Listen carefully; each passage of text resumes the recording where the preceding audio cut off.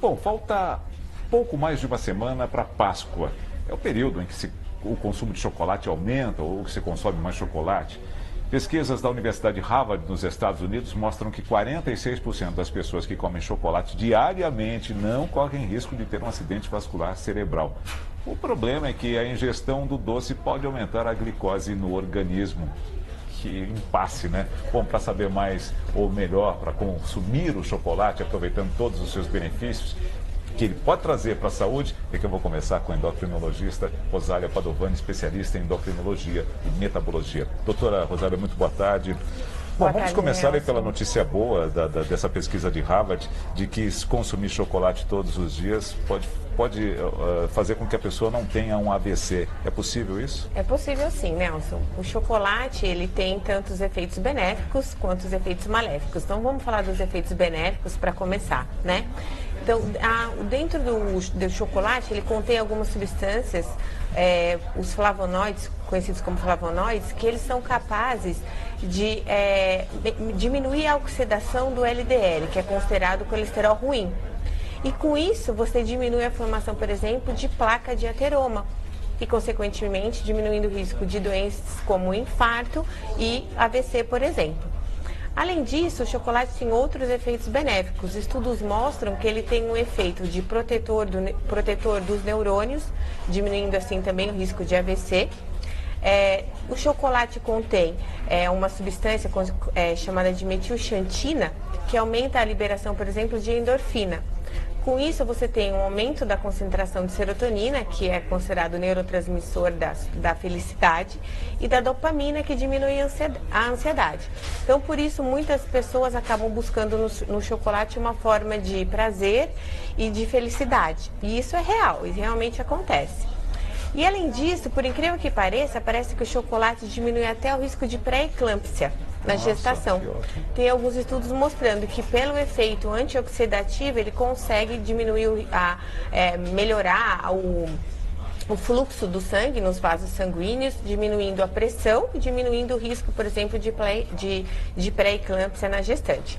Mas tudo isso se o consumo de chocolate ele for pequeno, ou seja, de no máximo 30 gramas de chocolate por dia. E o detalhe, não de chocolate ao leite, que é o mais gostoso. Eu particularmente que eu gosto mais, mas infelizmente não é esse que traz o efeito benéfico.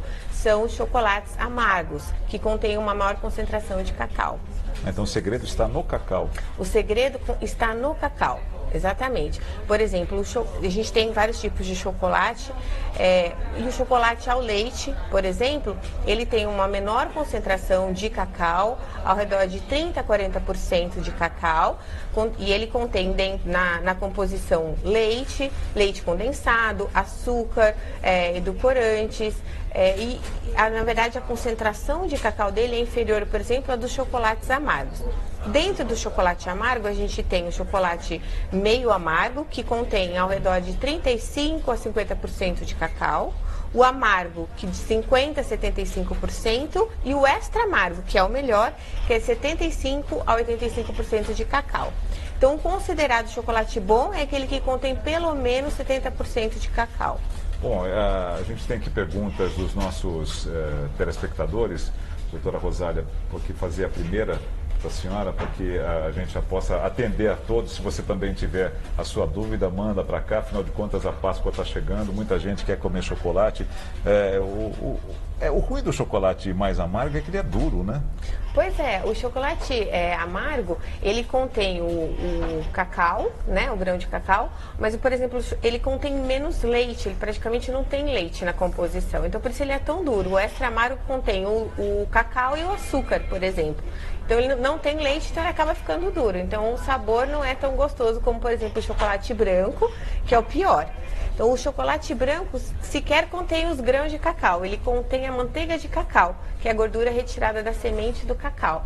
Então ele tem a gordura, o açúcar, né? Então, infelizmente, ele não tem nada de bom.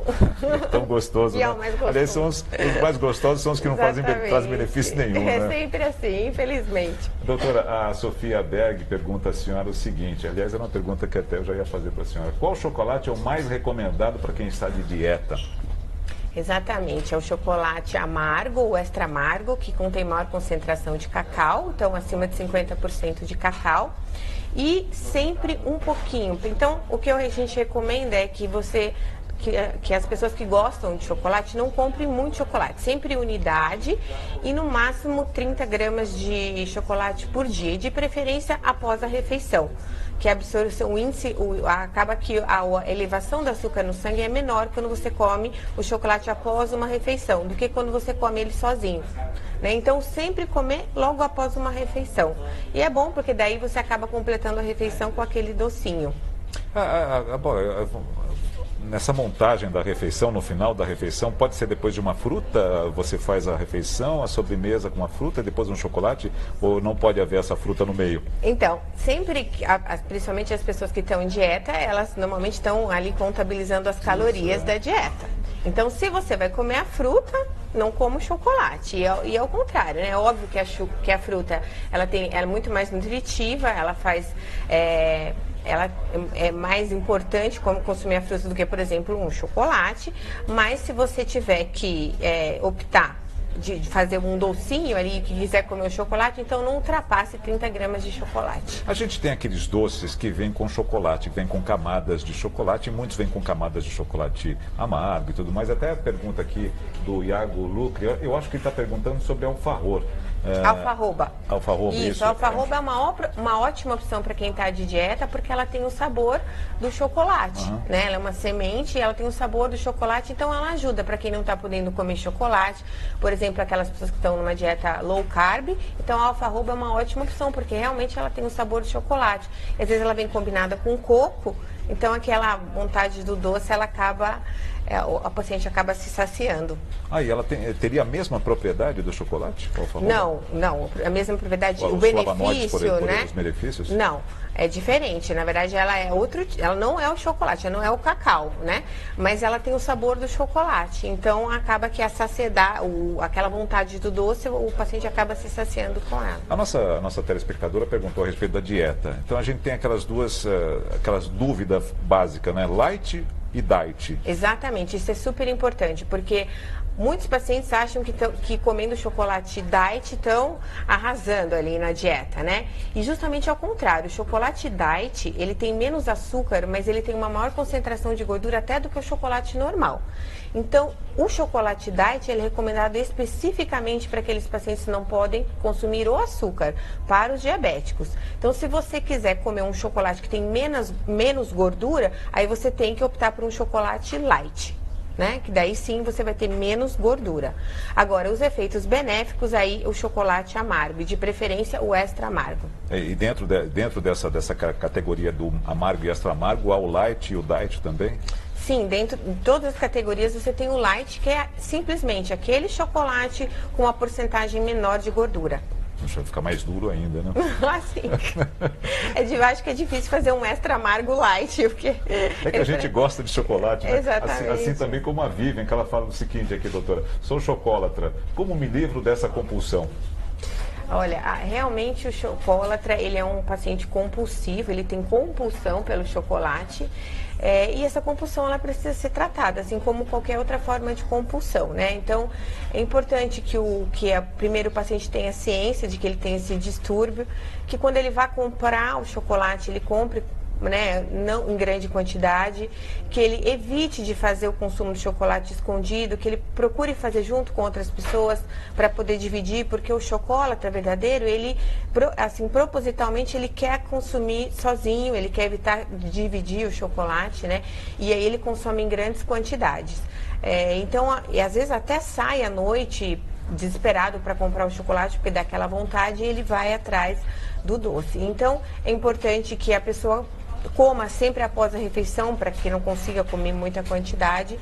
E o fato dela saber que isso acontece, eu acho que já é um grande passo para que ela consiga se tratar. E às vezes é importante procurar ajuda de um profissional especializado para que ela consiga controlar esse problema. Doutora, está chovendo pergunta aqui. Agora a gente vai para a Ana Luísa. Ela diz aqui o seguinte: a senhora já falou, mas o telespectador tem, a gente sempre vai repetir.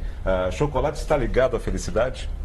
Sim, como eu falei no começo, o chocolate ele tem uma substância que é chamada metilxantina, que ela induz a liberação das endorfinas, que dão prazer.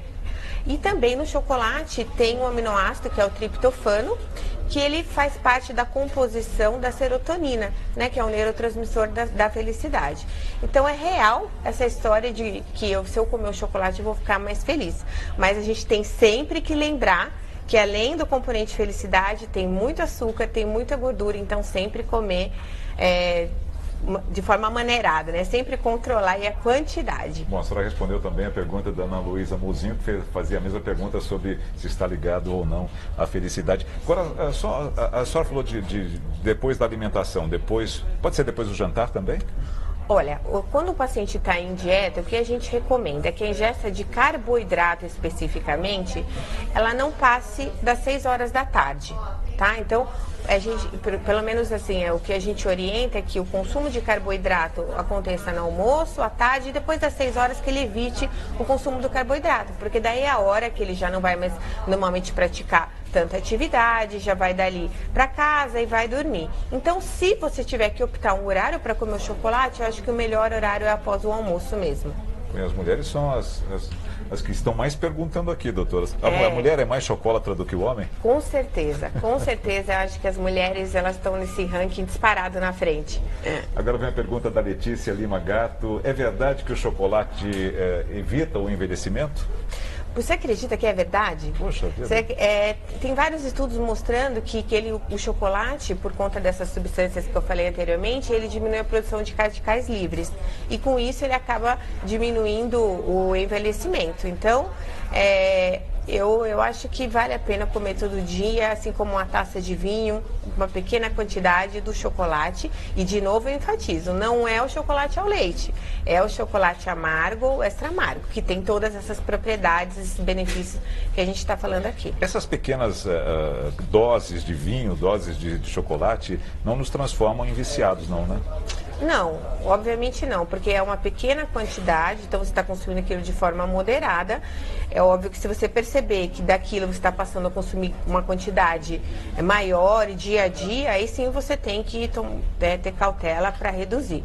Mas eu acho que só aquele pouquinho todo dia não faz mal a ninguém, pelo contrário, só traz benefício. Doutora, o consumo de chocolate ele pode ser feito de várias formas. Você tem um chocolate líquido, que é aquele chocolate que você toma, pode tomar na lanchonete, né, no café.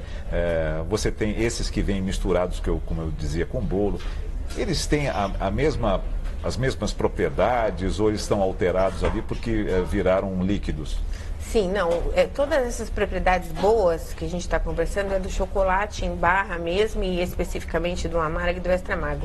Todos esses outros, eles funcionam basicamente como um chocolate um açúcar para dar um sabor, um doce para dar um sabor no alimento, mas eles não têm essa propriedade, esse benefício que a gente comentou até agora. Então isso é gostoso mesmo, não vai trazer tanta felicidade, não vai deixar de envelhecer, não e não vai também fazer com que a pessoa evite até um AVC, né? Não, a não ser que você consuma o cacau em si, né, o pó do cacau, aí tudo bem, que daí seria a semente, o cacau em si, não esses chocolates que a gente encontra aí para adoçar o leite, por exemplo, que tem mais quantidade até de açúcar do que de cacau. Bom, só para você ter uma ideia, o Brasil é o 5º maior consumidor de chocolate do mundo. Sim. Perde apenas para os países europeus. Assim, a distância entre o 5º e o 4º é muito grande, mas já nos coloca aí numa boa meta de consumo, né? Sim, com certeza. A gente só perde para o Reino Unido, para a França, para os Estados Unidos e para a Alemanha.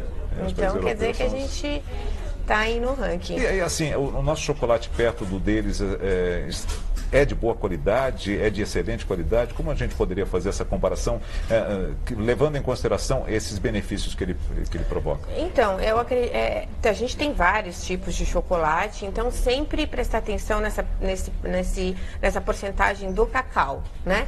E quando você for comprar um chocolate, olhar, né, prestar atenção nessa porcentagem, porque é isso que vai te trazer o benefício, né? Mas eu acredito que a gente tem bons chocolates, sim, e que a gente pode ficar fica feliz com o chocolate brasileiro. Doutora Rosália Padovani, endocrinologista, especialista em endocrinologia e metabologia. Mais uma vez, muito obrigado por nos atender aqui no Band News. Obrigada, foi um prazer. Boa tarde a todos e cuidado com o chocolate na Páscoa.